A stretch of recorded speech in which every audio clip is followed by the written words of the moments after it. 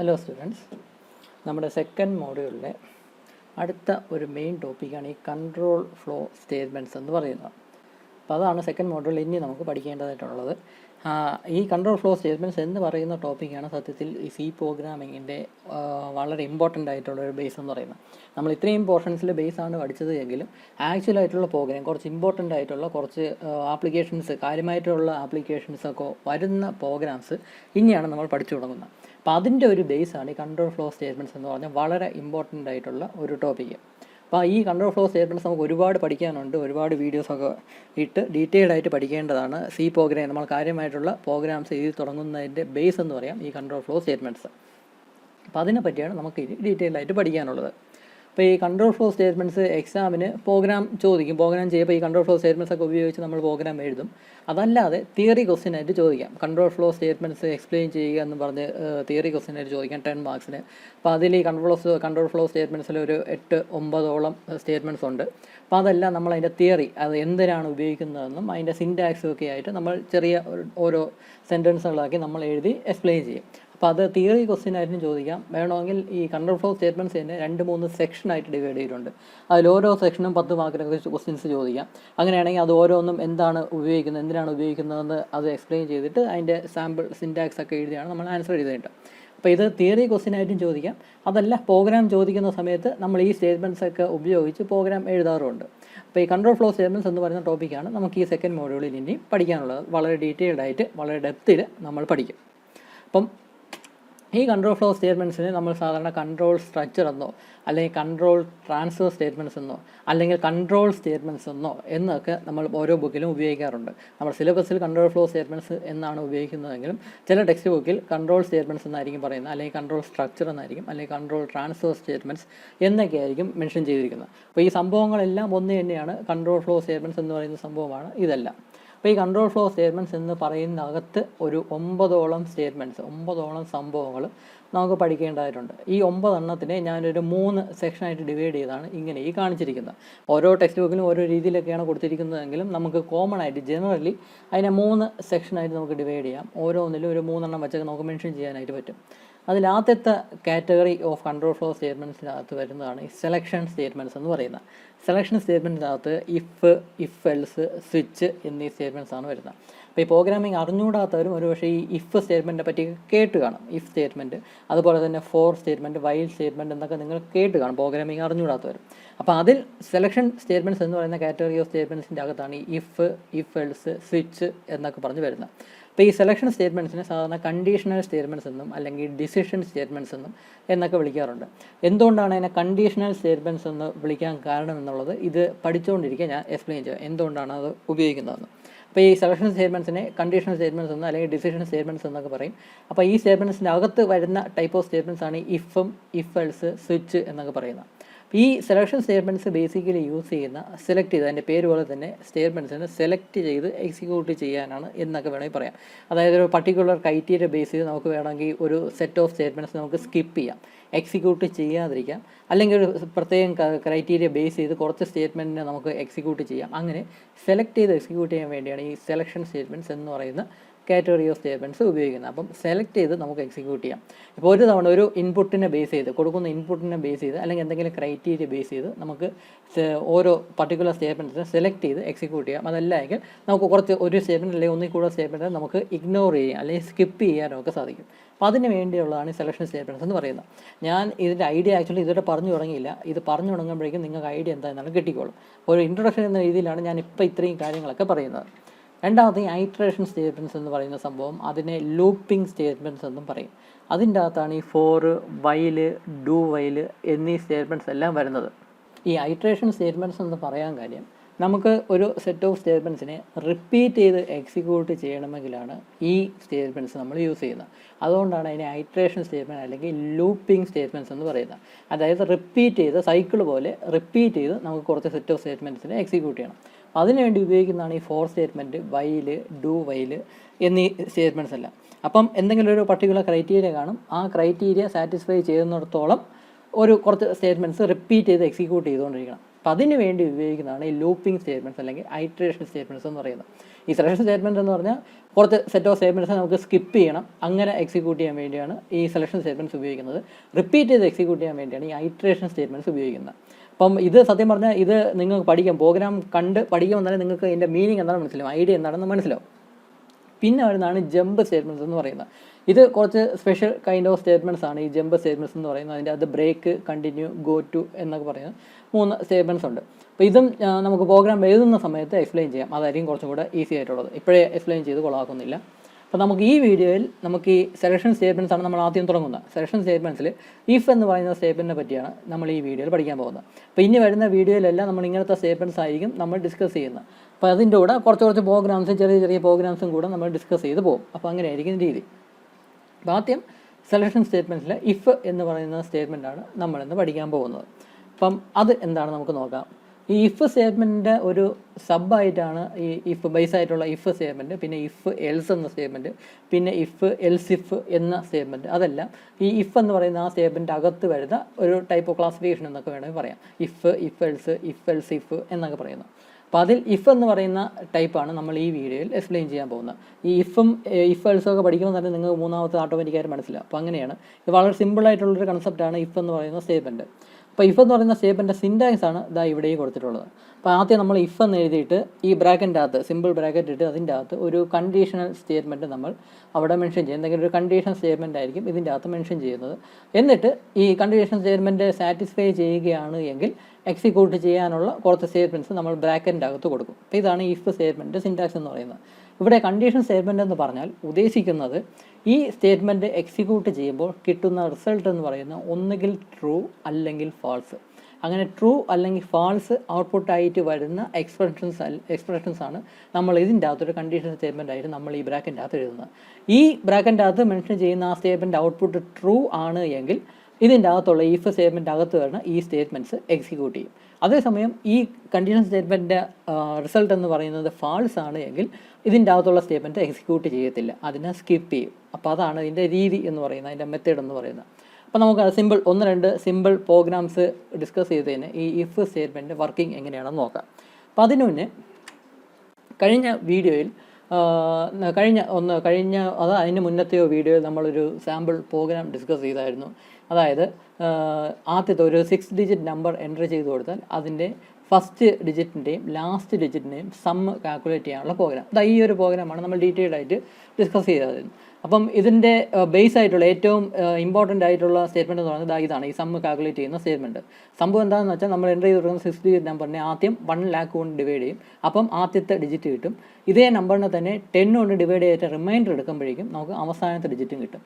എന്നിട്ട് ആ 2 ഡിജിറ്റിനെ കൂടെ ആഡ് ചെയ്ത് വയ്ക്കുമ്പോൾ നമുക്ക് അതിൻ്റെ സമ്മ് എത്രയാണെന്ന് കാൽക്കുലേറ്റ് ചെയ്തെടുക്കാം. അപ്പോൾ അങ്ങനെ ഒരു സിമ്പിളായിട്ടുള്ള പ്രോഗ്രാമാണ് നമ്മൾ ഇതുവരെ ഡിസ്കസ് ചെയ്തത്. അപ്പം ഈ ഒരു പ്രോഗ്രാം ചെറുതായിട്ട് മോഡിഫൈ ചെയ്ത് ഇഫ് സ്റ്റേറ്റ്മെൻറ്റ് നമുക്ക് യൂസ് ചെയ്യാനായിട്ട് ശ്രമിക്കാം. അപ്പോൾ നമ്മളിത് വെറുതെ സാമ്പിളിന് ഷോയ്ക്ക് വേണ്ടി ചെയ്യുന്നതാണ്. ഈ ഇഫ് സ്റ്റേറ്റ്മെൻറ്റ് ലോജിക്ക് എന്താണെന്ന് കാണിക്കാൻ വേണ്ടി ചെയ്യുന്നതാണ്, അല്ലാതെ എക്സാമിന് ഇങ്ങനെയൊന്നും ചോദിക്കത്തില്ല. അപ്പോൾ നമ്മളിവിടെ എനിക്കിപ്പം വേണ്ടതെന്ന് എന്താണെന്ന് വെച്ചാൽ നമ്മളിവിടെ 6 ഡിജിറ്റ് നമ്പർ എൻ്റർ ചെയ്ത് കൊടുക്കുമല്ലോ, അത് ഒരു ഈവൻ നമ്പറാണ് എങ്കിൽ ഓക്കെ, നമുക്ക് അതിൻ്റെ സമ്മ് കാൽക്കുലേറ്റ് ചെയ്ത് എനിക്ക് ആൻസർ കിട്ടണം. അതിൻ്റെ ഫസ്റ്റ് ഡേറ്റിൻ്റെയും ലാസ്റ്റ് ഡേറ്റിൻ്റെയും സമ്മ് എനിക്ക് ഔട്ട്പുട്ടായിട്ട് കിട്ടണം. അതേസമയം ഈവൻ നമ്പർ അല്ല എങ്കിൽ, അതായത് ഓഡ് നമ്പറാണ് നമ്മൾ എൻ്റർ ചെയ്ത് കൊടുക്കുന്നത് എങ്കിൽ എനിക്ക് എൻ്റെ സമ്മ് കാൽക്കുലേറ്റ് ചെയ്ത് എടുക്കണ്ട. അപ്പോൾ അങ്ങനത്തെ ഒരു പ്രോഗ്രാമാണ് നമുക്ക് വേണ്ടത്. അതായത് ഈവൻ നമ്പർ എൻ്റർ ചെയ്ത് കൊടുത്താൽ ആദ്യത്തെ ഡിജിറ്റിൻ്റെ ലാസ്റ്റ് ഡിജിറ്റിൻ്റെ സമ്മ് കാൽക്കുലേറ്റ് ചെയ്തെടുക്കണം. അതേസമയം ഓഡ് നമ്പറാണ് എൻ്റർ ചെയ്ത് കൊടുക്കുന്നത് എങ്കിൽ എനിക്ക് അതിൻ്റെ സമ്മ് കാൽക്കുലേറ്റ് ചെയ്ത് എടുക്കണ്ട. അപ്പോൾ അങ്ങനെ ഒരു പ്രോഗ്രാമാണ് നമുക്ക് വേണ്ടത്. അതായത് ഇത് പ്രോഗ്രാം എക്സിക്യൂട്ട് ചെയ്യുമ്പോൾ എനിക്ക് ഇങ്ങനെ ഒരു ഔട്ട്പുട്ടാണ് വേണ്ടതെന്ന് കരുതുക. അതായത് ഇപ്പം എൻ്റർ 6 ഡിജിറ്റ് നമ്പർ എന്ന് ചോദിക്കുന്നു. അപ്പം നമ്മളൊരു even number 6 digit even number, ഇതിപ്പം കാണുമ്പോൾ തന്നെ മനസ്സിലായി ഒരു ഈവൻ നമ്പറാണ്. അപ്പോൾ ഇങ്ങനെ ഒരു ഈവൻ നമ്പറാണ് ടൈപ്പ് ചെയ്ത് കൊടുക്കുന്നതെങ്കിൽ അതിൻ്റെ ഫസ്റ്റ് ഡിജിറ്റിൻ്റെയും ലാസ്റ്റ് ഡിജിറ്റിൻ്റെയും സമ്മ് ഇവിടെ എഴുതി കാണിക്കുന്നു. Sum of first and last digit of that number is എന്ന് പറഞ്ഞ് സമ്മ് എത്രയാണെന്ന് എഴുതി കാണിക്കുന്നു. എന്നിട്ട് പ്രോഗ്രാം ഓവർ എന്നും കാണിക്കുന്നു. അതേസമയം ഒരു ഈവൻ നമ്പർ അല്ല, ഒരു ഓഡ് നമ്പറാണ് നമ്മൾ എൻ്റർ ചെയ്ത് കൊടുക്കുന്നതെങ്കിൽ, ഈവൻ അല്ലെങ്കിൽ പിന്നെ ഓടേ ഉള്ളൂ, ഓഡ് നമ്പറാണ് എൻ്റർ ചെയ്ത് കൊടുക്കുന്നതെങ്കിൽ എനിക്ക് സമ്മ് കാൽക്കുലേറ്റ് ചെയ്ത് തരണ്ട, അപ്പോൾ അതിന് ജസ്റ്റ് പ്രോഗ്രാം ഓവർ എന്നൊരു ഔട്ട്പുട്ട് മാത്രം മതി. അപ്പോൾ ഇങ്ങനൊരു പ്രോഗ്രാമാണ് എനിക്ക് എഴുതേണ്ടതെന്ന് പറയണം. അപ്പം അതിന് വേണ്ടി നമുക്ക് ഈ ഒരു പ്രോഗ്രാമിന്, ഇതാണ് നമ്മുടെ ബേസ്, നമ്മൾ മുമ്പ് പഠിച്ച പ്രോഗ്രാം. അപ്പോൾ ഇതിന് കുറച്ച് ചേഞ്ചസ് ഒക്കെ വരുത്തിയാലേ നമുക്ക് ഈ ഒരു രൂപത്തിലോട്ട് കിട്ടും, ഈ ഒരു ഔട്ട്പുട്ട് കിട്ടുന്ന രൂപത്തിലോട്ട് കിട്ടുള്ളൂ. അപ്പോൾ ആ ചേഞ്ചസ് എന്തൊക്കെയാണെന്ന് നോക്കാം. ആദ്യം നമ്മളൊരു ചേഞ്ച് ഇംപ്ലിമെൻറ്റ് ചെയ്യുന്നതെന്ന് വെച്ചാൽ നമ്മൾ ഈ പ്രോഗ്രാം എക്സിക്യൂട്ട് ചെയ്യുമ്പോൾ ഞാൻ കണ്ടു ഇവിടെ പ്രോഗ്രാം ഓവർ എന്ന് പറയുന്ന ഒരു ലൈനും കൂടെ ഞാൻ ആഡ് ചെയ്തിട്ടുണ്ട്. പ്രോഗ്രാം തീർന്നു എന്ന് കാണിക്കാനായിട്ട് പ്രോഗ്രാം ഓവർ എന്ന് പറയുന്ന ലൈനും കൂടെ കാണിക്കുന്നുണ്ട്. അപ്പോൾ അത് ഡിസ്പ്ലേ ചെയ്യാനായിട്ട് printf എന്ന് പറയുന്ന സ്റ്റേറ്റ്മെൻറ്റ് ഞാനിവിടെ ആഡ് ചെയ്തിട്ടുണ്ട്. ഏറ്റവും അവസാനം ഈ sum of first and last digit number എന്ന് പറയുന്ന ആ printf എന്ന സ്റ്റേറ്റ്മെൻറ്റ് കഴിഞ്ഞിട്ട് അടുത്ത സ്റ്റേറ്റ്മെൻറ്റായിട്ട് ഈ പ്രോഗ്രാം ഓവർ എന്ന് പറയുന്ന ആ ഒരു ടെക്സ്റ്റും കൂടെ ഡിസ്പ്ലേ ചെയ്ത് കാണിക്കുന്ന ആ സ്റ്റേറ്റ്മെൻറ്റ് കൊടുത്തിട്ടുണ്ട്. അതൊരു ഡിഫറൻസ്. അതുപോലെ തന്നെ ഇവിടെ ഞാനിവിടെ ഈ \n എന്ന് പറയുന്ന ആ ടേമും കൂടെ ആഡ് ചെയ്തിട്ടുണ്ട്. അതെന്തിനാണെന്ന് വെച്ചാൽ ഇവിടെ ഈ \n കൊടുത്തില്ലെങ്കിൽ ഇതിൻ്റെ ബാക്കിയായിട്ടായിരിക്കും ഈ പ്രോഗ്രാം ഓവർ സെയിം ലൈനിൽ തന്നെ ഈ 9 എന്ന് പറഞ്ഞിട്ട് അത് കഴിഞ്ഞിട്ട് ആ സെയിം ലൈനിൽ തന്നെ പ്രോഗ്രാം ഓവർ എന്നും കൂടെ ഡിസ്പ്ലേ ചെയ്ത് വരും. അത് ഒഴിവാക്കാനായിട്ടാണ് ഞാനിവിടെ ഈ \n എന്ന് കൊടുത്തത്. ഇതിൻ്റെ അവസാനം \n എന്നും കൂടെ ഞാനിവിടെ കൊടുത്തിട്ടുണ്ട്. അപ്പോൾ അത് ഡിസ്പ്ലേ ചെയ്ത് വരത്തില്ല. ഈ \n എന്ന് ഡിസ്പ്ലേ ചെയ്യത്തില്ല. അത് ന്യൂ ലൈൻ ക്യാരക്ടർ ആണല്ലോ. അപ്പം ഇവിടെ വെച്ച് അത് അടുത്ത ലൈനിലോട്ട് ആ കഴ്സർ മൂവ് ചെയ്തിട്ട് ഇവിടെ നിന്നായിരിക്കും പ്രോഗ്രാം ഓവർ എന്ന് ഡിസ്പ്ലേ ചെയ്ത് കാണിക്കുന്നത്. അപ്പോൾ അതിനുവേണ്ടി ഇവിടെ \n എന്ന് പറയുന്ന ടൈമും കൂടെ ഞാൻ ആഡ് ചെയ്തിട്ടുണ്ട്. അപ്പോൾ ഇത്രയും ചേഞ്ചസ് ഞാനിവിടെ വരുത്തിയിട്ടുണ്ട്. ഇനിയിപ്പം നോക്കുക, ഞാനിപ്പം ഈവൻ നമ്പറാണ് എൻ്റർ ചെയ്ത് കൊടുക്കുന്നത് എഴുതുക. ഈവൻ നമ്പറാണ് എൻ്റർ ചെയ്ത് കൊടുക്കുന്നതെങ്കിൽ കറക്റ്റായിട്ട് അത് നമ്മൾ എൻ്റർ ചെയ്ത് കൊടുക്കുന്ന നമ്പർ അത് ഇതിലോട്ട് നമ്പർ എന്ന് പറയുന്ന വേരിയബിളോട്ട് സ്റ്റോർ ചെയ്യുന്നു. എന്നിട്ട് സമ്മ് കാൽക്കുലേറ്റ് ചെയ്യുന്നു. 1 lakh കൊണ്ട് ഡിവൈഡ് ചെയ്ത് ആദ്യത്തെ ഡിജിറ്റും 10 കൊണ്ട് ഡിവൈഡ് ചെയ്താൽ റിമൈൻഡർ എടുക്കുമ്പം അതിൻ്റെ ലാസ്റ്റ് ഡിജിറ്റും കിട്ടും. അത് രണ്ടും കൂടെ സം ചെയ്തെടുത്ത് ആ സം എന്ന് പറയുന്ന വേരിയബിളോട്ട് സ്റ്റോർ ചെയ്യുന്നു. എന്നിട്ട് അതിനെ ഡിസ്പ്ലേ ചെയ്ത് കാണിക്കുന്നു. ഡിസ്പ്ലേ ചെയ്ത് കാണിച്ചതിന് ശേഷം പ്രോഗ്രാം ഓവർ എന്നും കൂടെ ഡിസ്പ്ലേ ചെയ്ത് കാണിക്കുന്നു. സിമ്പിൾ, നമുക്ക് കറക്റ്റായിട്ട് ഇതുപോലെ ഒരു ഔട്ട്പുട്ട് തന്നെ കിട്ടും. പക്ഷേ അതേസമയം നമ്മളിവിടെ ഈവൻ നമ്പറല്ല ഓഡ് നമ്പർ ടൈപ്പ് ചെയ്ത് കൊടുത്താലും എനിക്ക് ഇങ്ങനെ ഒരു ഔട്ട്പുട്ട് തന്നെ കിട്ടും. ഇതുപോലെ സമ്മ് കാൽക്കുലേറ്റ് ചെയ്ത് ഒരു ഔട്ട്പുട്ട് തന്നെ കിട്ടും. പക്ഷേ നമുക്ക് വേണ്ടത് അങ്ങനെയല്ല. ഓഡ് നമ്പറാണ് കാൽക്കുലേറ്റ് ചെയ്ത് കൊടുക്കുന്നത് എങ്കിൽ എനിക്കിത് ഇങ്ങനെ ഒരു ഔട്ട്പുട്ടാണ് വേണ്ടത്. അതായത് സമ്മ് കാൽക്കുലേറ്റ് ചെയ്യേണ്ട, ജസ്റ്റ് പ്രോഗ്രാം ഓവർ എന്ന് എഴുതി കാണിച്ചാൽ മതി. അപ്പോൾ അതിന് വേണ്ടി നമ്മൾ എന്ത് ചെയ്യാം? അപ്പോൾ അതിനുവേണ്ടി ചെയ്യുന്നതെന്ന് വെച്ചാൽ നമ്മൾ എൻ്റർ ചെയ്ത് കൊടുക്കുന്ന നമ്പർ ആദ്യം ഓഡാണോ ഈവൻ ആണോ എന്ന് ചെക്ക് ചെയ്യണം. അപ്പോൾ എൻ്റർ ചെയ്ത് കൊടുക്കുന്ന നമ്പർ ഈവൻ ആണ് എങ്കിൽ മാത്രമേ നമുക്ക് ഈ ഒരു സ്റ്റേറ്റ്മെൻറ്റ് സം എന്ന് പറയുന്ന സ്റ്റേറ്റ്മെൻറ്റ് ഈ ഒരു സ്റ്റേറ്റ്മെൻറ്റ് അതായത് സമ്മ് കാൽക്കുലേറ്റ് ചെയ്യാനുള്ള ഈ സ്റ്റേറ്റ്മെൻറ്റ് എക്സിക്യൂട്ട് ചെയ്ത് സമ്മ് കാൽക്കുലേറ്റ് ചെയ്ത് എന്നിട്ട് ഈ printf എന്ന സ്റ്റേറ്റ്മെൻറ്റ് ഉപയോഗിച്ച് ഈ ഒരു സ്റ്റേറ്റ്മെൻറ്റ് ഡിസ്പ്ലേ ചെയ്ത് കാണിക്കേണ്ട ആവശ്യമുള്ളൂ. ഇത് ഈവൻ നമ്പർ ആണെങ്കിൽ മാത്രമേ ഈ രണ്ട് സ്റ്റേറ്റ്മെൻറ്റ് എക്സിക്യൂട്ട് ചെയ്യേണ്ട ആവശ്യമുള്ളൂ. അതേസമയം ഇത് ഓഡ് നമ്പറാണ് എൻ്റർ ചെയ്ത് കൊടുക്കുന്നതെങ്കിൽ ഈ രണ്ട് സ്റ്റേറ്റ്മെൻറ്റ് എക്സിക്യൂട്ട് ചെയ്യാൻ പാടില്ല. അങ്ങനെയാണ് നമ്മുടെ ഒരു ഉപയോഗം എന്ന് പറയുന്നത്. അതാണ് നമ്മുടെ ഒബ്ജക്റ്റീവ് എന്ന് പറയുന്നത്. അപ്പം ഈവൻ നമ്പറാണ് എൻ്റർ ചെയ്ത് കൊടുക്കുന്നതെങ്കിൽ ഈ രണ്ട് സ്റ്റേറ്റ്മെൻറ്റ് എക്സിക്യൂട്ട് ചെയ്യണം. അതേസമയം ഓഡ് നമ്പറാണ് എൻ്റർ ചെയ്ത് കൊടുക്കുന്നതെങ്കിൽ ഈ രണ്ട് സ്റ്റേറ്റ്മെൻറ്റ് സ്കിപ്പ് ചെയ്യണം. അപ്പോൾ അതിന് സ്കിപ്പ് ചെയ്യാനായിട്ട് നമ്മൾ ചെയ്യുന്നതെന്ന് വെച്ചാൽ ആദ്യം ഈ എൻ്റർ ചെയ്ത് കൊടുക്കുന്ന നമ്പർ ഓഡാണോ ഈവൻ ആണോ എന്ന് ചെക്ക് ചെയ്യാം. അപ്പം ഈ പർട്ടിക്കുലർ നമ്പർ ഈവൻ ആണ് എങ്കിലാണ് ഈ രണ്ട് സ്റ്റേറ്റ്മെൻറ്റ് എക്സിക്യൂട്ട് ചെയ്യേണ്ടത്. അപ്പോൾ ഈവൻ ആണ് എന്ന് നമ്മൾ എങ്ങനെ കണ്ടെത്തും? നമ്മൾ എൻ്റർ ചെയ്ത് കൊടുക്കുന്ന നമ്പർ ഈവൻ നമ്പറാണ് എന്ന് എങ്ങനെ നമ്മൾ കണ്ടെത്തും? അതിനെ ജസ്റ്റ് 2 കൊണ്ട് ഡിവൈഡ് ചെയ്തിട്ട് അതിൻ്റെ റിമൈൻഡർ എത്ര നോക്കിയാൽ മതി. 2 കൊണ്ട് ഡിവൈഡ് ചെയ്ത് റിമൈൻഡർ 0 ആണ് എങ്കിൽ അതിൻ്റെ അർത്ഥം ആ നമ്പർ ഈവൻ നമ്പർ ആണെന്നാണ്. അപ്പം 2 കൊണ്ട് ഡിവൈഡ് ചെയ്ത് അതിൻ്റെ റിമൈൻഡർ 0 ആണ് എങ്കിൽ ഈ രണ്ട് സ്റ്റേറ്റ്മെൻറ്റ് എക്സിക്യൂട്ട് ചെയ്യണം. അതേസമയം 2 കൊണ്ട് ഡിവൈഡ് ചെയ്യുമ്പോൾ എന്തെങ്കിലും റിമൈൻഡർ വരികയാണെങ്കിൽ ഓഡ് നമ്പർ ആണ് എങ്കിൽ അതിനെ 2 കൊണ്ട് ഡിവൈഡ് ചെയ്ത് റിമൈൻഡർ എടുക്കുമ്പോഴേക്കും 1 എന്ന് കിട്ടും. അങ്ങനെ 1 എന്ന് റിമൈൻഡർ കിട്ടുകയാണെങ്കിൽ ഈ രണ്ട് സ്റ്റേറ്റ്മെൻറ്റ് എക്സിക്യൂട്ട് ചെയ്യേണ്ട. അപ്പോൾ അതിന് വേണ്ടിയുള്ള ചേഞ്ച് എന്താണ് വരുത്തതെന്ന് പറഞ്ഞാൽ വളരെ സിമ്പിളായിട്ട് നമ്മളൊരു ഇഫ് സ്റ്റേറ്റ്മെൻറ്റ് ഉപയോഗിച്ച് നമുക്ക് ആ സംഭവം ഒപ്പിക്കാൻ പറ്റും. ഇവിടെ ഇപ്പോൾ നോക്കുക, ഞാൻ ഈ പ്രോഗ്രാമിൽ എന്ത് മാറ്റമാണ് വരുത്തിയതെന്ന്. ഞാനിവിടെ ഈ ഒരു ഇഫ് സ്റ്റേറ്റ്മെൻറ്റ് ഞാനിവിടെ ഇങ്ങനെ ഒരു സ്റ്റേറ്റ്മെൻറ്റ് ഞാനിവിടെ ഇൻക്ലൂഡ് ചെയ്തു. ഇഫ് എന്ന് എഴുതി ബ്രാക്കറ്റിൻ്റെ അകത്ത് നമ്പർ എന്ന് എഴുതിയിട്ട് %2 = 0 എന്നിവിടെ കൊടുത്തിട്ടുണ്ട്. എന്താണ് ഈ സംഭവം? ഈ നമ്പർ %2 = 0 എന്ന് പറഞ്ഞാൽ എന്താണ്? ഈ നമ്പർ എന്ന് പറഞ്ഞാൽ നമ്മൾ ഒരു വാല്യൂ എൻ്റർ ചെയ്ത് കൊടുത്ത് അത് നമ്പർ എന്ന് പറയുന്ന ആ വേരിയബിളിലോട്ടാണ് സ്റ്റോർ ചെയ്യുന്നത്. അതാണ് ഈ നമ്പർ എന്ന് പറയുന്നത്. ആ നമ്പർ നമ്മൾ എൻ്റർ ചെയ്ത് കൊടുത്ത ആ നമ്പറിനെ 2 കൊണ്ട് ഡിവൈഡ് ചെയ്തിട്ട് അതിൻ്റെ റിമൈൻഡർ എടുക്കാനുള്ള ആ സ്റ്റേറ്റ്മെൻറ്റാണ് ഈ നമ്പർ %2 എന്ന് പറയുന്നത്. ആ നമ്പർ എന്ന് പറയുന്ന വേരിയബിൾ സ്റ്റോർ ചെയ്യുന്ന വാല്യൂവിനെ 2 കൊണ്ട് ഡിവൈഡ് ചെയ്ത് റിമൈൻഡർ എടുക്കുക. ആ കിട്ടുന്ന റിമൈൻഡർ =0 ആണോ അല്ലയോ എന്നാണ് ഈ സ്റ്റേറ്റ്മെൻറ്റ് ചോദിക്കുന്നത്. നമ്മൾ നമ്പർ എന്ന് പറയുന്ന ആ വേരിയബിളിൽ സ്റ്റോർ ചെയ്യുന്ന ഡാറ്റയെ 2 കൊണ്ട് ഡിവൈഡ് ചെയ്തിട്ട് അതിൻ്റെ റിമൈൻഡർ എത്രയാണെന്ന് എടുക്കുന്നു. ആ കിട്ടുന്ന റിമൈൻഡർ 0 ആണോ അല്ലയോ എന്ന് ചെക്ക് ചെയ്യുന്ന സ്റ്റേറ്റ്മെൻറ്റാണ് ഈ നമ്പർ %2 =0 എന്ന് കൊടുത്തിട്ടുള്ളത്. അപ്പോൾ ഇവിടെ ഇഫ് സ്റ്റേറ്റ്മെൻറ്റ് എന്ന് പറഞ്ഞുകൊണ്ടാണ് ഞാൻ ഇവിടെ ഇത് കൊടുത്തിട്ടുള്ളത്. അപ്പോൾ ഈ ഇഫ് സ്റ്റേറ്റ്മെൻറ്റ് അകത്ത് മെൻഷൻ ചെയ്യുന്ന ഈ കണ്ടീഷൻ്റെ ഔട്ട്പുട്ട് ട്രൂ ആണ് എങ്കിൽ അതിൻ്റെ അകത്തുള്ള ഈ സ്റ്റേറ്റ്മെൻറ്റ്സ് എക്സിക്യൂട്ട് ചെയ്യും. അതേസമയം ഈ കണ്ടീഷൻ്റെ ഔട്ട്പുട്ട് ഫാൾസ് ആണ് എങ്കിൽ ഈ സ്റ്റേറ്റ്മെൻറ്റ്സിനെ എക്സിക്യൂട്ട് ചെയ്യത്തില്ല. അതാണ് ഇവിടെ ചെയ്യുന്നത്. നമ്മളിവിടെ എൻ്റർ ചെയ്ത് കൊടുക്കുന്ന നമ്പർ ഒരു ഈവൻ നമ്പർ ആണ് എങ്കിൽ അതിവിടെ ഈ കണ്ടീഷൻ ചെക്ക് ചെയ്യും. ആ നമ്പറിനെ നമ്മൾ എൻ്റർ ചെയ്ത് കൊടുത്ത ആ നമ്പറിനെ 2 ഡിവൈഡ് ചെയ്തിട്ട് അതിൻ്റെ റിമൈൻഡർ എത്രയാണെന്ന് നോക്കും. റിമൈൻഡർ ഈക്വൽ ടു 0 ആണ് എങ്കിൽ, അതായത് ഈ കണ്ടീഷൻ ഔട്ട്പുട്ട് ട്രൂ ആണ് എങ്കിൽ ഈ 2 സ്റ്റേറ്റ്മെൻറ്റ്സ് എക്സിക്യൂട്ട് ചെയ്യും. അതേസമയം നമ്മൾ ഓഡ് നമ്പറാണ് എൻ്റർ ചെയ്ത് കൊടുക്കുന്നതെങ്കിൽ അതിവിടെ 2 കൊണ്ട് ഡിവൈഡ് ചെയ്ത് അതിൻ്റെ റിമൈൻഡർ എത്രയാണെന്ന് നോക്കും. അപ്പോൾ അത് റിമൈൻഡർ ഈക്വൽ ടു 0 അല്ല എന്ന് അത് കണ്ടെത്തും. കാരണം ഇത് ഒരു ഓഡ് നമ്പറാണ്, അതിന് 2 കൊണ്ട് ഡിവൈഡ് ചെയ്ത് അതിൻ്റെ റിമൈൻഡർ എടുക്കുമ്പോഴേക്കും 1 എന്ന് കിട്ടും. അപ്പോൾ അതായത് ഈക്വൽ ടു 0 അല്ല. അപ്പോൾ ഈ കണ്ടീഷൻ ഔട്ട്പുട്ട് എന്ന് പറഞ്ഞാൽ ഫാൾസ് ആവും. അങ്ങനെയാണെങ്കിൽ ഇതിൻ്റെ അകത്തുള്ള ഇഫ് സ്റ്റേറ്റ്മെൻറ്റ് അകത്തുള്ള ഈ മെൻഷൻ ചെയ്യുന്ന ഈ 2 സ്റ്റേറ്റ്മെൻറ്റ് അത് സ്കിപ്പ് ചെയ്യും, എക്സിക്യൂട്ട് ചെയ്യത്തില്ല. എക്സിക്യൂട്ട് ചെയ്യാൻ സ്കിപ്പ് ചെയ്തിട്ട് ബാക്കി സ്റ്റേറ്റ്മെൻറ്റ് എക്സിക്യൂട്ട് ചെയ്യും. അപ്പോൾ അതുകൊണ്ടാണ് ഇതിവിടെ ഈ ഓഡ് നമ്പർ എൻ്റർ ചെയ്ത് കൊടുക്കുന്ന സമയത്ത് അതിവിടെ ചെക്ക് ചെയ്യുമ്പം ഈ കണ്ടീഷൻ ഔട്ട്പുട്ട് ഫാൾസ് ആവും. കാരണം ഈ ഒരു കണ്ടീഷൻ എന്ന് പറഞ്ഞാൽ നമ്പർ %2 ഈക്വൽ ടു 0, അതായത് ഈ നമ്പറിനെ 2 കൊണ്ട് ഡിവൈഡ് ചെയ്ത് അത് കിട്ടുന്ന റിമൈൻഡർ ഈക്വൽ ടു 0 ആണോ അല്ലയോ എന്ന് ചെക്ക് ചെയ്യുന്നതാണ്. അപ്പോൾ ഈ സംഭവം ഈ ഓഡ് നമ്പറാണ് എൻ്റർ ചെയ്ത് കൊടുക്കുന്നതെങ്കിൽ ഈ റിമൈൻഡർ 0 അല്ല എന്ന് മനസ്സിലാവും. അപ്പോൾ അതിനനുസരിച്ച് ഈ കണ്ടീഷൻ ഔട്ട്പുട്ട് ഫാൾസ് എന്ന് പറയും. അപ്പോൾ അപ്പം ഫാൾസ് എന്ന് പറയുമ്പം ഈ 2 സ്റ്റേറ്റ്മെൻറ്റ് സ്കിപ്പ് ചെയ്തിട്ട് ബാക്കിയുള്ള സ്റ്റേറ്റ്മെൻറ്റ് ആയിരിക്കും അത് എക്സിക്യൂട്ട് ചെയ്യുന്നത്. അതാണ് ഈ പ്രോഗ്രാം ഓവർ എന്നുള്ളത് അതവിടെ ഡിസ്പ്ലേ ചെയ്യുന്നത്. അതേസമയം ഈവൻ നമ്പറാണ് എൻ്റർ ചെയ്ത് കൊടുക്കുന്നതെങ്കിൽ അതിവിടെ കണ്ടീഷൻ ചെക്ക് ചെയ്യും. കണ്ടീഷൻ ചെക്ക് ചെയ്യുന്ന സമയത്ത് ഇതിൻ്റെ ഔട്ട്പുട്ട് ട്രൂ ആയിട്ട് വരും. അതായത് 2 കൊണ്ട് ഡിവൈഡ് ചെയ്ത് റിമൈൻഡർ എടുക്കുമ്പോഴേക്കും അത് 0 ആയിട്ട് വരികയാണ്. അപ്പോൾ ഈ കണ്ടീഷൻ ഔട്ട്പുട്ട് ട്രൂ ആവുന്നതുകൊണ്ട് ഈ 2 സ്റ്റേറ്റ്മെൻറ്റ് എക്സിക്യൂട്ട് ചെയ്യും. ആ 2 സ്റ്റേറ്റ്മെൻറ്റ് എക്സിക്യൂട്ട് ചെയ്യുമ്പോഴാണ് നമുക്ക് ഇങ്ങനെ ഔട്ട്പുട്ട് ആദ്യം സമ്മ് കാൽക്കുലേറ്റ് ചെയ്യും, എന്നിട്ട് ആ സമ്മിനെ ഡിസ്പ്ലേ ചെയ്ത് കാണിക്കുകയും ചെയ്യും. എന്നിട്ട് അത് ഈ 2 സ്റ്റേറ്റ്മെൻറ്റ് എക്സിക്യൂട്ട് ചെയ്ത് കഴിഞ്ഞിട്ട് ബാക്കിയുള്ള സ്റ്റേറ്റ്മെൻറ്റ് ഈ പ്രോഗ്രാം ഓവർ എന്ന സ്റ്റേറ്റ്മെൻറ്റ് അങ്ങ് എക്സിക്യൂട്ട് ആയിക്കോളും. അപ്പം അതാണ് ഈ പ്രോഗ്രാം ഓവർ എന്ന് ഡിസ്പ്ലേ ചെയ്ത് വരുന്നത്. അപ്പോൾ അങ്ങനെ നമുക്കിവിടെ സെലക്ട് ചെയ്ത് നമുക്ക് സംഭവം സ്റ്റേറ്റ്മെൻറ്റ്സ് സെലക്ട് ചെയ്ത് എക്സിക്യൂട്ട് ചെയ്യാൻ സാധിക്കുന്നുണ്ട്. എന്താണോ ഇൻപുട്ട് കൊടുക്കുന്നത് അല്ലെങ്കിൽ എന്താണോ ഇവിടെ ക്രൈറ്റീരിയ മെൻഷൻ ചെയ്തിരിക്കുന്നത് അതിനെ ബേസ് ചെയ്ത് നമുക്ക് സ്റ്റേറ്റ്മെൻറ്റിനെ സെലക്ട് ചെയ്ത് എക്സിക്യൂട്ട് ചെയ്യാം. ഈ ക്രൈറ്റീരിയ സാറ്റിസ്ഫൈ ചെയ്യുന്നു എങ്കിൽ മാത്രമേ ഈ ഇഫ് സ്റ്റേറ്റ്മെൻറ്റ് അകത്തുള്ള ഈ സ്റ്റേറ്റ്മെൻറ്റ് എക്സിക്യൂട്ട് ആകത്തുള്ളൂ. ഈ ക്രൈറ്റീരിയ സാറ്റിസ്ഫൈ ആകുന്നില്ല എങ്കിൽ ഈ ഇഫ് സ്റ്റേറ്റ്മെൻറ്റ് അകത്തുള്ള ഈ സ്റ്റേറ്റ്മെൻറ്റിനെ അത് സ്കിപ്പ് ചെയ്തിട്ട് ബാക്കിയുള്ള സ്റ്റേറ്റ്മെൻറ്റ് ആയിരിക്കും എക്സിക്യൂട്ട് ചെയ്യുന്നത്. അപ്പോൾ ഇവിടെ ഇതാണ് ഇഫ് സ്റ്റേറ്റ്മെൻറ്റിൻ്റെ ലോജിക് എന്ന് പറയുന്നത്. അപ്പോൾ അതിൻ്റെ സിൻറ്റാക്സ് ഇവിടെ നോക്കുക. ഇഫ് എന്ന് എഴുതി ബ്രാക്കറ്റിൻ്റെ അകത്ത് നമ്മളൊരു കണ്ടീഷണൽ സ്റ്റേറ്റ്മെൻറ്റാണ് ഇവിടെ മെൻഷൻ ചെയ്യുന്നത്. കണ്ടീഷണൽ സ്റ്റേറ്റ്മെൻറ്റ് എന്ന് പറഞ്ഞാൽ ഈ സ്റ്റേറ്റ്മെൻറ്റിൻ്റെ ഔട്ട്പുട്ട് എന്ന് പറയുന്നത് ഒന്നുകിൽ ട്രൂ അല്ലെങ്കിൽ ഫാൾസ്. അങ്ങനെ ട്രൂ അല്ലെങ്കിൽ ഫാൾസ് എന്ന ഔട്ട്പുട്ട് വരുന്ന സ്റ്റേറ്റ്മെൻറ്റാണ് സാധാരണ ഇവിടെ മെൻഷൻ ചെയ്യുന്നത്. അതല്ലാത്തത് മെൻഷൻ ചെയ്യും. തൽക്കാലം നിങ്ങൾ ഇങ്ങനെ മനസ്സിലാക്കിയാൽ മതി. ട്രൂ അല്ലെങ്കിൽ ഫാൾസ് എന്ന ഒരു ഔട്ട്പുട്ട് വരുന്ന സ്റ്റേറ്റ്മെൻറ്റ് ആയിരിക്കും ഇതിൻ്റെ അകത്ത് മെൻഷൻ ചെയ്യുന്നത്. ട്രൂ ആണ് ഔട്ട്പുട്ട് എങ്കിൽ ഇതിൻ്റെ അകത്തുള്ള ഈ സ്റ്റേറ്റ്മെൻറ്റ് എക്സിക്യൂട്ട് ചെയ്യും. ഈ കൊടുത്തിരുന്ന സ്റ്റേറ്റ്മെൻറ്റ് എന്ന് പറഞ്ഞാൽ ഈ ഇഫ് സ്റ്റേറ്റ്മെൻറ്റ്സ് എന്നാണ് സാധാരണ പറയുന്നത്. ഈ ഒരു സംഭവത്തിനെ ഇഫ് സ്റ്റേറ്റ്മെൻറ്റിൻ്റെ കണ്ടീഷൻ എന്നും പറയും. ഇത് ഇഫിൻ്റെ അകത്ത് വരുന്ന സ്റ്റേറ്റ്മെൻറ്റ്സ് എന്നും പറയും. അപ്പോൾ ഈ സ്റ്റേറ്റ്മെൻറ്റ് എക്സിക്യൂട്ട് ചെയ്യുന്നു. ഈ സ്റ്റേറ്റ്മെൻറ്റ്സ് മെൻഷൻ ചെയ്യാൻ വേണ്ടിയാണ് ഈ ബ്രാക്കറ്റ് ഇട്ട് ചെയ്യുന്നത്. ഈ കേളി ബ്രാക്കറ്റ് ഓപ്പൺ ചെയ്ത് ആ സ്റ്റേറ്റ്മെൻറ്റ് എഴുതി കേളി ബ്രാക്കറ്റ് ക്ലോസ് ചെയ്യുന്നു. അപ്പോൾ ഈ 2 സ്റ്റേറ്റ്മെൻറ്റും ഈ ഇഫ് സ്റ്റേറ്റ്മെൻറ്റ് അകത്താണ് വരുന്നത് എന്നാണ് അതിൻ്റെ മീനിങ്. ഇതാണ് ഇഫ് സ്റ്റേറ്റ്മെൻറ്റ് ആ ഒരു എക്സിക്യൂഷൻ എന്ന് പറയുന്നത്. നമുക്കിനി ഒരു പ്രോഗ്രാം കൂടി ഇഫ് സ്റ്റേറ്റ്മെൻറ്റ് ഉപയോഗിച്ചുള്ള ഒരു പ്രോഗ്രാം കൂടെ സിമ്പിളായിട്ടുള്ള പ്രോഗ്രാം, ഒന്നും എക്സാമിന് ചോദിക്കത്തില്ല. ഇഫ് സ്റ്റേറ്റ്മെൻറ്റ് കൺസെപ്റ്റ് മനസ്സിലാക്കാൻ വേണ്ടി ഒരു പ്രോഗ്രാം കൂടെ നമുക്കിവിടെ നോക്കാം. ഈ പ്രോഗ്രാം എന്ന് പറയുന്നത് നമ്മളടുത്ത് 2 നമ്പർ ഇൻപുട്ട് ചെയ്ത് കൊടുക്കാൻ പറയും. 2 ഇൻറ്റീജർ നമ്പേഴ്സ് ഇൻപുട്ട് ചെയ്യാനായിട്ട് പറയും. അപ്പോൾ 2 നമ്പറിൽ വലിയ നമ്പർ ഏതാണോ അത് നമുക്ക് ഡിസ്പ്ലേ ചെയ്ത് കാണിക്കണം. ഇവിടെ എൻ്റെ 2 നമ്പേഴ്സ് എന്ന് ചോദിക്കാം. നമ്മൾ 4 എന്നും 5 എന്നും എൻ്റർ ചെയ്ത് കൊടുക്കുന്നു. അപ്പം ബിഗർ നമ്പർ ഈസ് 5 എന്നുള്ളത് നമുക്ക് ഡിസ്പ്ലേ ചെയ്ത് കാണിക്കുന്നു. അതായത് വലിയ നമ്പർ ഏതാണോ അതാണ് ഇവിടെ ഡിസ്പ്ലേ ചെയ്ത് കാണിക്കുന്നത്. ബിഗർ നമ്പർ എന്ന് കാണിച്ചിട്ട് ബിഗർ നമ്പർ ഈസ് എന്ന് പറഞ്ഞിട്ട് വലിയ നമ്പർ ഏതാണോ അതിവിടെ ഡിസ്പ്ലേ ചെയ്ത് കാണിക്കണം.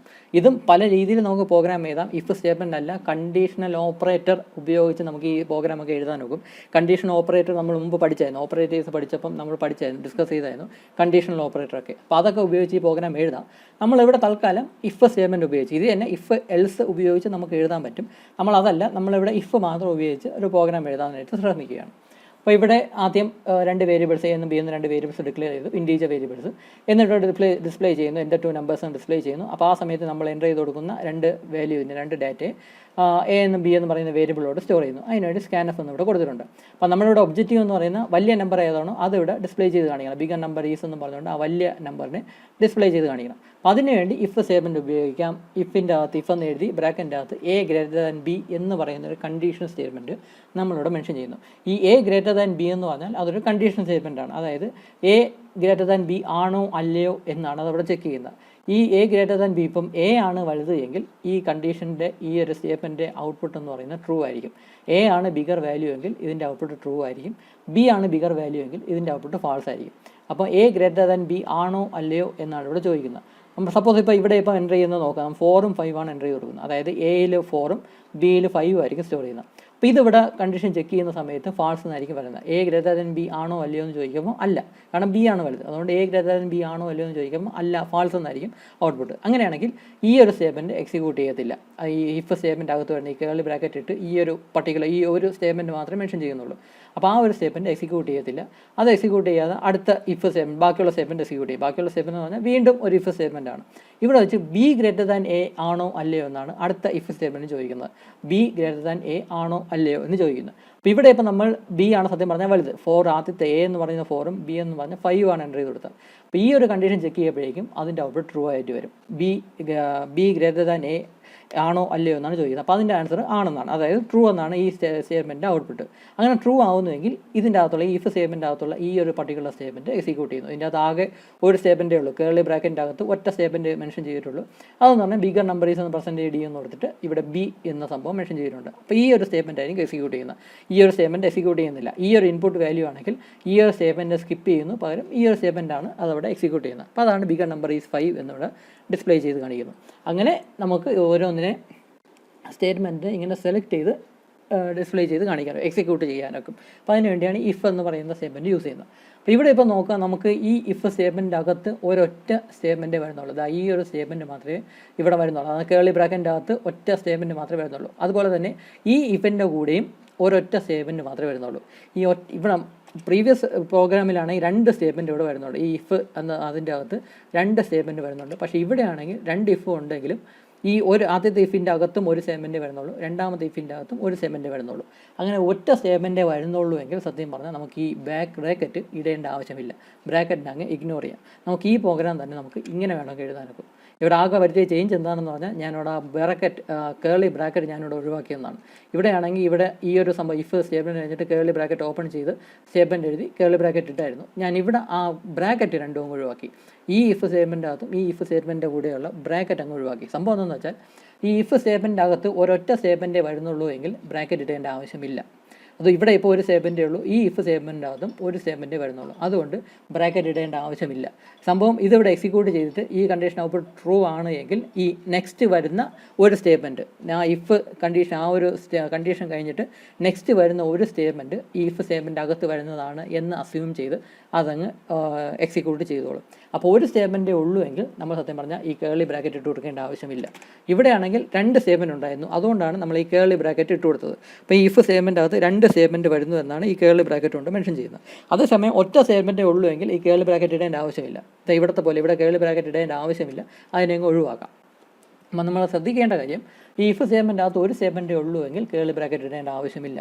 ഈ കണ്ടീഷൻ എന്താണെന്ന് നോക്കിയിട്ട് അത് ട്രൂ ആവുകയാണെങ്കിൽ നെക്സ്റ്റ് വരുന്ന ഒരു സ്റ്റേറ്റ്മെൻറ്റ് അത് ഇഫ് സ്റ്റേറ്റ്മെൻറ്റിൻ്റെ ഭാഗമായിട്ടുള്ളതാണ് എന്നുള്ള കൺസെപ്റ്റിൽ അതങ്ങ് എക്സ്പ്ലെയിൻ ചെയ്തോളൂ, അതങ്ങ് എക്സിക്യൂട്ട് ചെയ്തോളൂ. എന്നിട്ട് ബാക്കിയുള്ള സ്റ്റേറ്റ്മെൻറ്റ് അങ്ങ് എക്സിക്യൂട്ട് ചെയ്യുന്നു. അപ്പം ഒരു സ്റ്റേറ്റ്മെൻറ്റേ ഉള്ളൂ എങ്കിൽ കേർലി ബ്രാക്കറ്റ് ഇടേണ്ട ആവശ്യമില്ല ഇഫ് സ്റ്റേറ്റ്മെൻറ്റിൽ.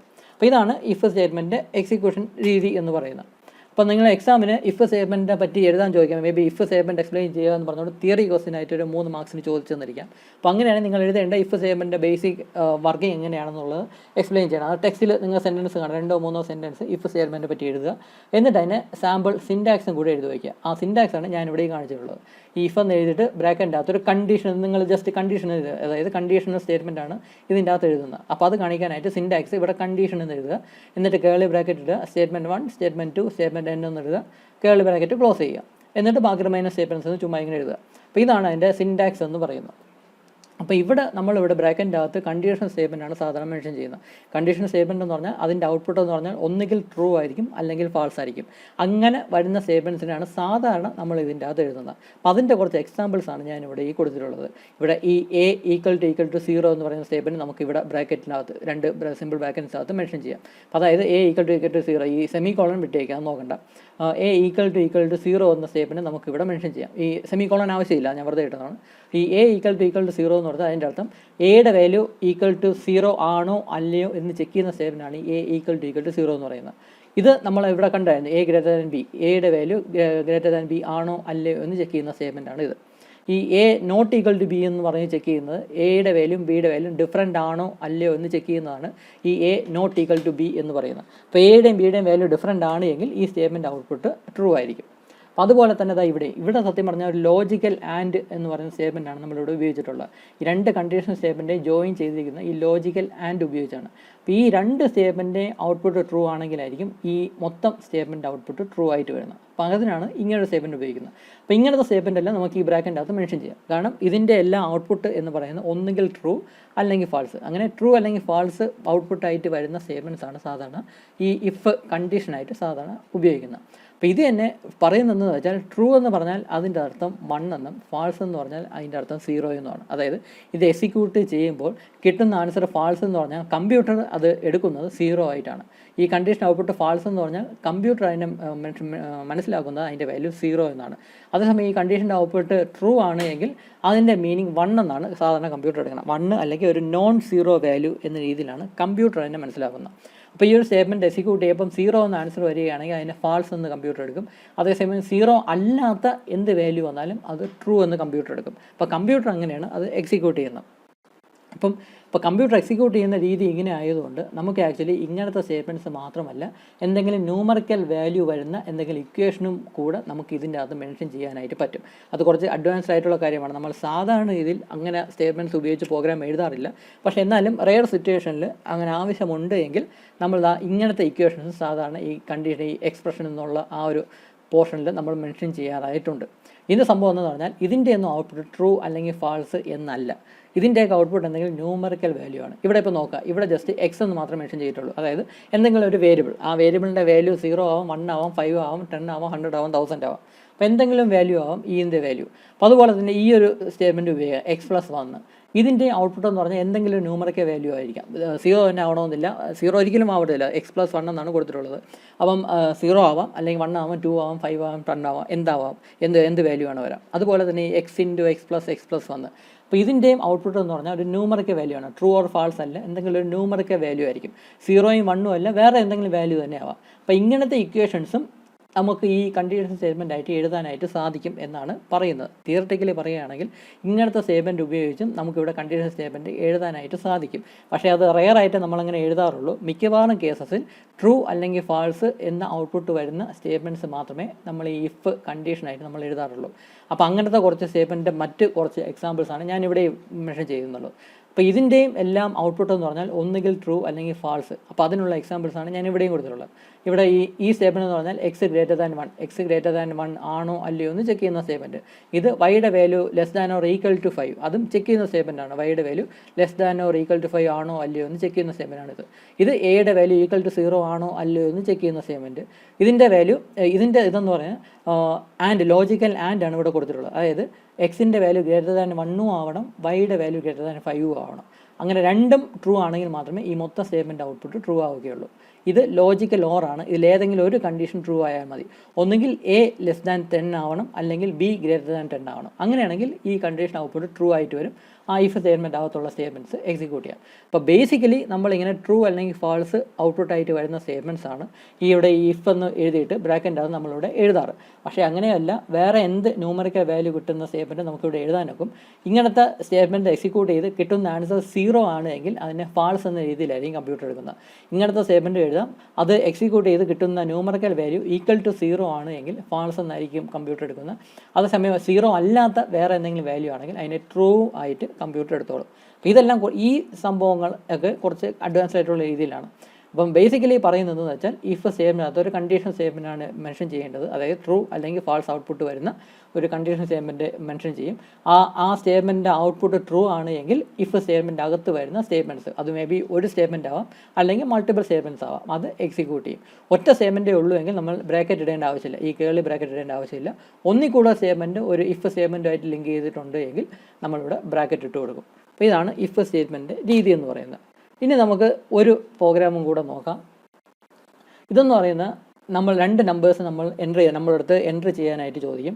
ആ 2 നമ്പേഴ്സും സെയിം ആണ് എങ്കിൽ ബോത്ത് നമ്പേഴ്സ് ആർ സെയിം എന്നൊരു ഔട്ട്പുട്ട് നമുക്ക് കിട്ടണം. അതേസമയം അല്ല, ഡിഫറെൻ്റ് ആയിട്ടുള്ള നമ്പേഴ്സാണ് എൻ്റർ ചെയ്ത് കൊടുക്കുന്നതെങ്കിൽ നമുക്ക് ഇങ്ങനെ ബോത്ത് നമ്പേഴ്സ് ആർ സെയിം എന്ന ഒരു ഔട്ട്പുട്ട് വേണ്ട, ജസ്റ്റ് പ്രോഗ്രാം ഓവർ എന്നൊരു ഔട്ട്പുട്ട് മാത്രം മതി. അപ്പോൾ അതിനുള്ളൊരു പ്രോഗ്രാമാണ് കൊടുത്തിട്ടുണ്ട്. വളരെ സിമ്പിളായിട്ടുള്ള സാമ്പിൾ പ്രോഗ്രാമാണ്, ഒന്നും എക്സാമിന് ചോദിക്കത്തില്ല, സാമ്പിൾ പ്രോഗ്രാം. അപ്പോൾ ഇഫ് സ്റ്റേറ്റ്മെൻറ്റ് എക്സിക്യൂഷൻ മനസ്സിലാക്കാനുള്ള സ്റ്റേറ്റ്മെൻറ്റ്. അപ്പോൾ നമ്മളിവിടെ 2 വേരിയബിൾസ് എ എന്നും ബി എന്നും 2 വേരിയബിൾസ് ഡിക്ലെയർ ചെയ്യുന്നു. അതിലോട്ടായിരിക്കും നമ്മൾ എൻ്റർ ചെയ്ത് കൊടുക്കുന്ന വാല്യൂസ് സ്റ്റോർ ചെയ്യുന്നത്. എന്നിട്ട് ആദ്യമേ അത് ചെക്ക് ചെയ്യും. ഇഫ് എന്ന് പറഞ്ഞിട്ട് ബ്രാക്കറ്റിൻ്റെ അകത്ത് എ ഈക്വൽ ടു ബി എന്ന് കൊടുത്തിട്ടുണ്ട്. അതായത് എയുടെയും ബിയുടെയും വാല്യൂ സെയിം ആണോ അല്ലയോ എന്ന് ചെക്ക് ചെയ്യുന്ന കണ്ടീഷണൽ സ്റ്റേറ്റ്മെൻറ്റാണ് ഇത്. അപ്പോൾ ഇതിൻ്റെ ഔട്ട്പുട്ട് എന്ന് പറഞ്ഞാൽ ഒന്നുകിൽ ട്രൂ ആയിരിക്കും അല്ലെങ്കിൽ ഫാൾസ് ആയിരിക്കും. സപ്പോസ് ഇവിടെ 5 എന്നാണ് നമ്മൾ എൻ്റർ ചെയ്ത് കൊടുക്കുന്നതെങ്കിൽ ഇതിൻ്റെ ഔട്ട്പുട്ട് എന്ന് പറഞ്ഞാൽ ട്രൂ ആയിരിക്കും. അതായത് എയുടെയും ബിയുടെയും വാല്യൂ സെയിം ആണ്. എ ഈക്വൽ ടു ബി എന്ന് പറഞ്ഞാൽ എയുടെയും ബിയുടെയും വാല്യൂ സെയിം ആണ്. അങ്ങനെയാണെങ്കിൽ ഇതിൻ്റെ ഔട്ട്പുട്ട് ട്രൂ ആയിരിക്കും. ട്രൂ ആവുന്നുവെങ്കിൽ നെക്സ്റ്റ് ഇവിടെ ബ്രാക്കറ്റ് ഒന്നുമില്ല, കേർലി ബ്രാക്കറ്റ് ഒന്നുമില്ല, അതുകൊണ്ട് നെക്സ്റ്റ് വരുന്ന ഒരു സ്റ്റേറ്റ്മെൻ്റ് ആയിരിക്കും ഈ ഇഫ് സ്റ്റേറ്റ്മെൻറ്റിൻ്റെ പാർട്ടായിട്ട് അത് എക്സിക്യൂട്ട് ചെയ്യുന്നത്. അപ്പോൾ ബോത്ത് നമ്പേഴ്സ് ആർ സെയിം എന്ന് എക്സിക്യൂട്ട് ചെയ്യുന്നു. എന്നിട്ട് അത് കഴിഞ്ഞിട്ട് പ്രോഗ്രാം ഓവർ എന്ന സ്റ്റേറ്റ്മെൻറ്റ് എക്സിക്യൂട്ട് ചെയ്ത് അത് പ്രോഗ്രാം തീരുന്നു. അതേസമയം നമ്മൾ 2 ഡിഫറൻ്റ് ആയിട്ടുള്ള നമ്പേഴ്സാണ് എൻ്റർ ചെയ്ത് കൊടുക്കുന്നതെങ്കിൽ അതിവിടെ ചെക്ക് ചെയ്യുന്നു. അപ്പോൾ ചെക്ക് എയും ബി ഈക്വൽ ടു സെയിം ആണോ എന്ന് അവിടെ ചെക്ക് ചെയ്യുന്നു. ചെക്ക് ചെയ്യുന്ന സമയത്ത് ഈ ഡിഫറെൻറ്റ് നമ്പേഴ്സാണ് ഇൻപുട്ട് ചെയ്ത് കൊടുക്കുന്നതെങ്കിൽ ഈ കണ്ടീഷൻ ഔട്ട്പുട്ട് ഫാൾസായി വരുന്നു.